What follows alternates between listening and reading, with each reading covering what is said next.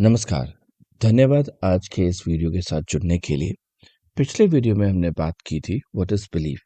इस वीडियो में हम बात करेंगे क्या आप बिलीफ चेंज कर सकते हैं एंड इज इट इजी और difficult to do that. Yes, आप बिलीफ चेंज कर सकते हैं and it's easy, but at the same time it also depends how old and strong is that belief. अगर हम बिलीफ चेंज करने की प्रतिक्रिया के बारे में बात करें और उसको कुछ भागों में बांटें, तो हम स्टेप 1 की जब बात करते हैं is to identify what belief is not working in your favour और a belief you want to change. कौन सा नेगेटिव बिलीफ है जो आप चेंज करना चाहते हैं? जैसे ही एक बिलीफ आप आइडेंटिफाई कर लेते हैं, आपका 70 to 80% काम वहीं हो जाता है। Because as soon as you're consciously aware of catching a particular negative thought, it loses its momentum, it loses its power to do something for you. And it's a time to introduce a new, good, positive belief. Step 2. Ask universe to help you with changing that belief. Universe से help मांगे। अब इसका example आपको next step में देखने को मिलेगा। Now step 3, if you can find some way to ridicule that belief, मतलब कि उस बिलीफ का जोक बना डालना। एग्जाम्पल, मेरा बिलीफ था कि बिल्ली रास्ता काटने से things will get delayed for me.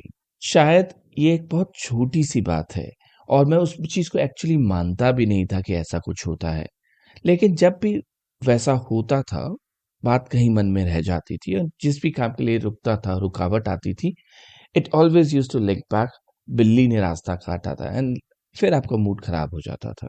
It's a very small thing but it does that.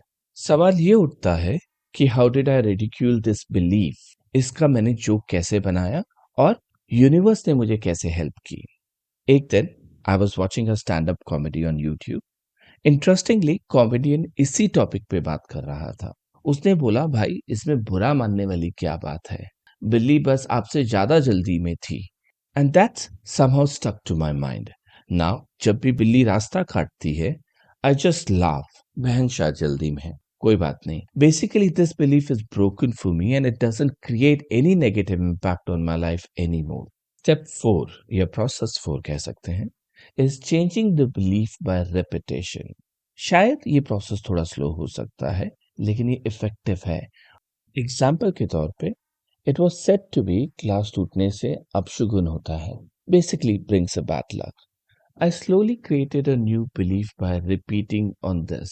जब तक पुराना जाएगा नहीं, नया आएगा नहीं। अब जब भी कुछ टूटता है, ग्लास या कुछ भी, I just said, oh it's a shopping time, something new to buy. जो मैंने एग्जाम्पल दिया, it might be very small, but universe के लिए कुछ छोटा या बड़ा नहीं होता है, अच्छा या बुरा नहीं होता है। वो आपके किसी भी सिली से सिली बिलीफ को भी पूरा करता है और वो आप अपने लाइफ एक्सपीरियंस में देखेंगे।